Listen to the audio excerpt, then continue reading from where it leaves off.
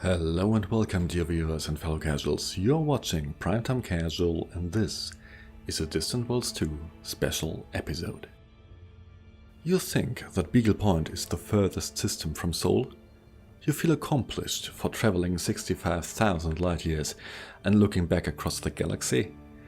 You think there's nothing more out there in the black beyond? Wrong.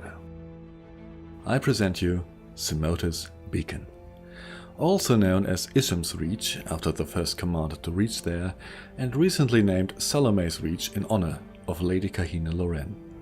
A system so distant that even modern exploration ships need to handpick their route, navigate manually and charge their FSD with high-grade synthesis to even make the final jumps. In this system there is a moon, the outermost planetary body, with a circumference of over 4,000 kilometers. Naturally, a few fellow expedition members and me joined up to go there and drive around it in our SRVs. Welcome to the Semotus Beacon planetary circumnavigation. The premise is simple. Take a few brave commanders in their SRVs, try to find a suitable landing spot near the 0-0 coordinates on the planet and drive east. Carry on until you arrive back at the starting point. As seen in the footage, the canyons on this moon are quite terrifying, with jagged edges, no flat ground and almost vertical walls made out of sheer ice. More than once we encountered a canyon that forced us to divert from our course and find a point where we would be able to cross. In addition to the terrain, the absence of stars in the sky and the remote location of the moon meant that when it was nighttime, it really was pitch black. Without the benefit of the night vision module in our SRVs, we would have had no chance of making decent progress at night. A long distance run in an SRV is vastly different from one in a ship. Hazards are up close and personal, and very often a single mistake can cost you the vehicle. The correct flying technique means that, while you get in a meditative zone after a while, you can never have a moment of unawareness. Obstacles appear suddenly and require last-second decisions, while you are constantly aware of your hull and materials bay. Finally, working with a surface map to plan out an optimal route and bringing that into accord with what you see from the ground is a skill that is hardly ever used in other activities in Elite.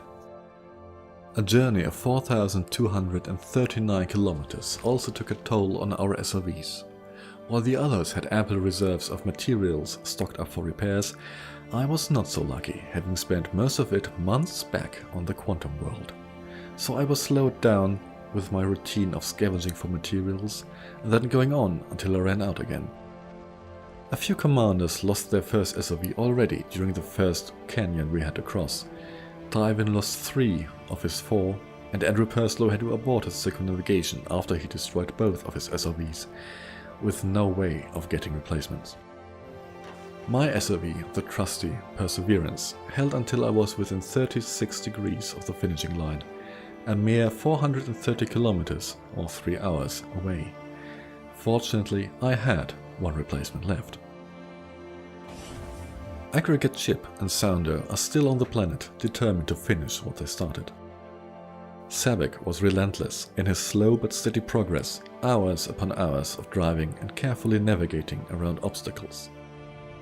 Tywin took a more direct approach, sacrificing SRVs for speed, and arrived at the finish line after only 35.5 hours and an average speed of 33.6 meters per second.